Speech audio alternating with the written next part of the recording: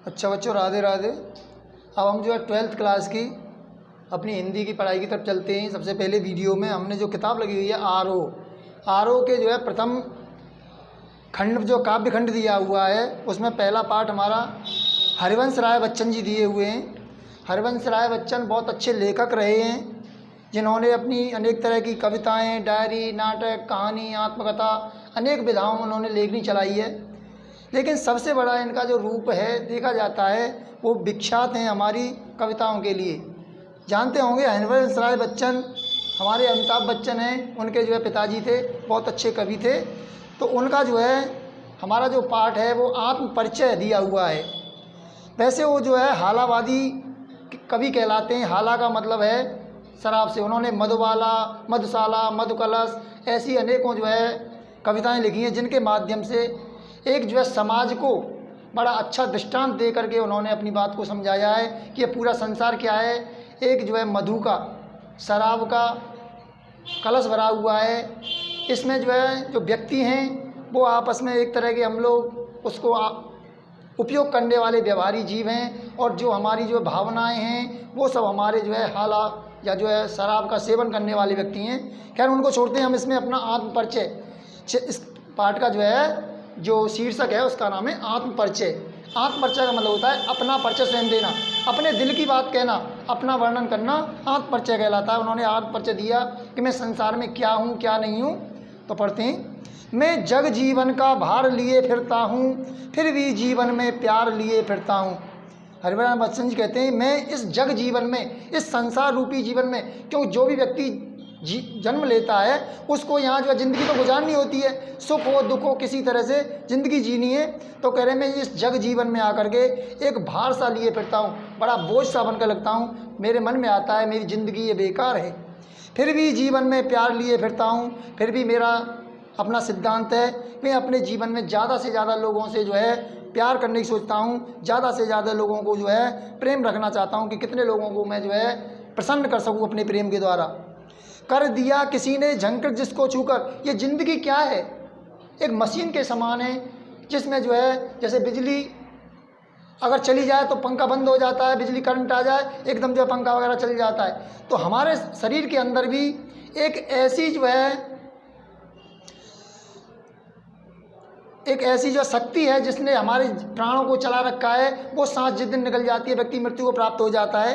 तो कर दिया किसी ने झंकर जिसको छूकर, जिसने आकर के, जिस प्राणवायु ने आकर छू करके जो है हमें जो है धन्य बना देती है, वो क्या है, हमारी सांसों की डोरी है। जब तक सांसों की डोरी चलता रहता है व्यक्ति पता नहीं क्या क्या उछलता कूदता रहता है, और प्राणों की जैसे ही सांस बंद हो जाती है सब कुछ बेकार है। तो कह रहे हैं कर दिया किसी ने झंकर जिसको छूकर, मैं सांसों के दो तार लिए फिरता हूँ। मेरे अंदर जो सांसों की आवागमन के जो तार हैं, आ रही है जा रही है सांस, इसी के अनुसार अपनी ज़िंदगी को व्यतीत कर रहा हूँ। और मैं क्या, संपूर्ण संसार, संपूर्ण प्राणी इसी तरह से अपना जीवन व्यतीत कर रहे हैं। जब तक जो है सांस है तब तक आस है, सब तो क्रिया दिखाई दे रही हैं। अगले में कह रहे हैं मैं स्नेह सुरा का पान करा करता हूँ। दुनिया जो है शराब का सेवन करती है नशा करने के लिए, लेकिन मैं स्नेह सुरा, स्नेह माने प्यार रूपी, ऐसा जो है ऐसी सुरा जिससे जो है प्रेम के द्वारा नशा चढ़ता हो, तो उसका मैं पान करता हूँ। अर्थात प्यार रूपी जो है प्रेम रूपी शराब को पिया करता हूँ। मैं कभी न जग का ध्यान किया करता हूँ। संसार वाले मुझसे क्या कह रहे हैं, जब कोई व्यक्ति नशा कर लेता है लोग पता नहीं क्या क्या कहते हैं, लेकिन वो सुनता नहीं है। इसी तरह से लेकर कह रहे हैं जब मैं स्नेह सुना का पान कर लेता हूँ तो संसार वाले कुछ भी कहते रहें, मुझे जो अच्छा लग रहा है वो मैं कर रहा हूँ, मैं किसी का ध्यान नहीं करता। जग पूछ रहा उनको जो जग की गाते, संसार तो उनको पूछते हैं, उनको सम्मान देते हैं जो संसार की पूछते हैं, जो उनसे व्यवहार करते हैं उन्हीं से संसार पूछते हैं। मैं अपने मन का गान किया करता हूँ, लेकिन जब मैं किसी से कुछ पूछ ही नहीं रहा तो मुझको भी कोई नहीं पूछते हैं।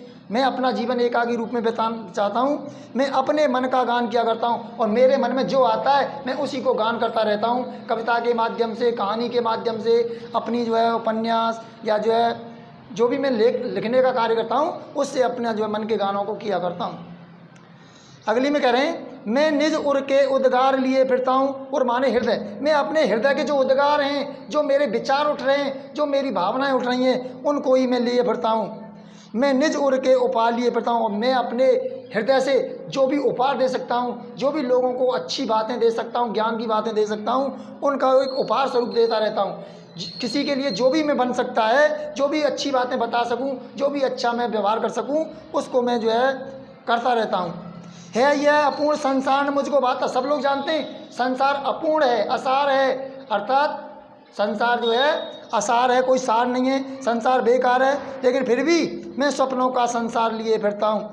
मैं अपना जो स्वप्नों का जो संसार है वो कभी जो है असार नहीं होता, इसीलिए मैं स्वप्नों का संसार लिए फिरता हूँ। अपने स्वप्नों रूपी संसार को मैं उसी को जो है देखता रहता हूँ, उसी के बारे में अपना सोचता रहता हूँ कि नए नए स्वप्नों में मैं क्या क्या कर सकता हूँ, क्या नहीं कर सकता, लोगों को किस तरह से मैं जो है कुछ शिक्षा दे सकता हूँ।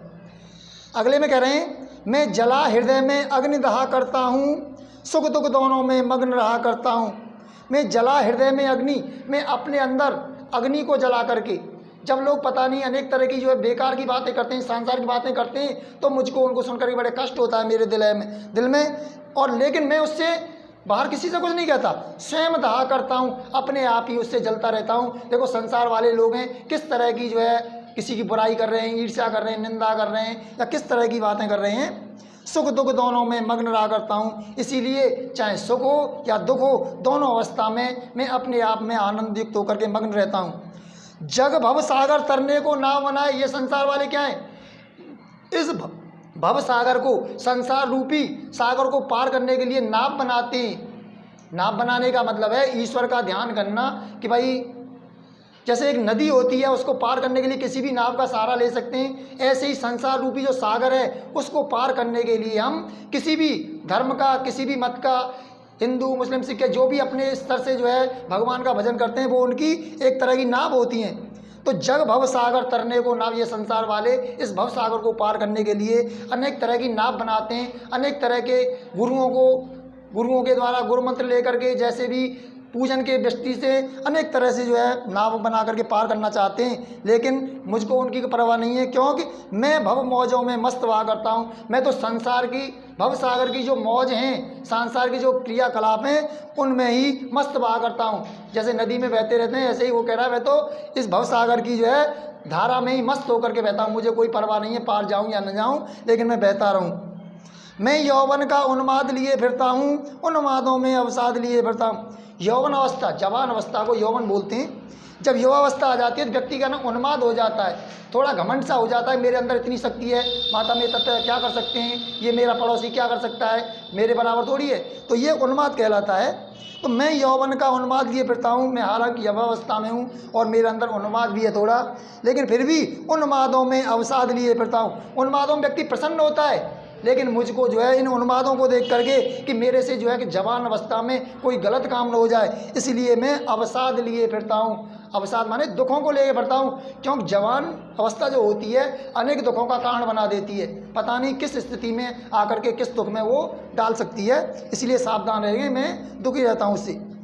जो मुझको बाहर हंसा रुलाती भीतर, जो दुनिया को दिखाने के लिए तो मैं हंसता रहता हूँ, लेकिन मेरे को अंदर ही अंदर वो भावनाएं, उन्माद की जो भावनाएं, दुख की जो भावनाएं हैं, वो रुलाती रहती हैं। मैं हाय किसी की याद लिए फिरता हूँ, क्योंकि मुझको हाय माने दुख है कि मैं किसी की याद लिए फिरता हूँ। यहाँ याद से मतलब भगवान की याद से है। मैं जो है किसी की याद को लिए फिरता हूँ। मैं सोचता हूँ हे भगवान, तूने ये संसार क्या बनाया, कैसे लोगों को बनाया, किस तरह के लोग हैं, ये सब अपनी अपनी बातें सोचते हैं। इस तरह की बातों में ही याद लिए फिरता हूँ। तो इसमें जो है हरिवंश राय बच्चन जी ने इस संसार का बहुत अच्छा वर्णन किया है कि संसार वाले चाहे कितना भी कष्ट दे जाएं, कितना भी परेशान करें, लेकिन लोगों को उनके जो है सुख दुखों में मस्त होकर के अपना जीवन व्यतीत करते हुए, अपनी पहचान बनाते हुए, अपना अच्छा दृष्टांत रखते हुए हमेशा प्रसन्न होना चाहिए। कितना भी दुख हो, लेकिन किसी के सामने दुखी न होकर के प्रसन्न ही दिखाई देना चाहिए।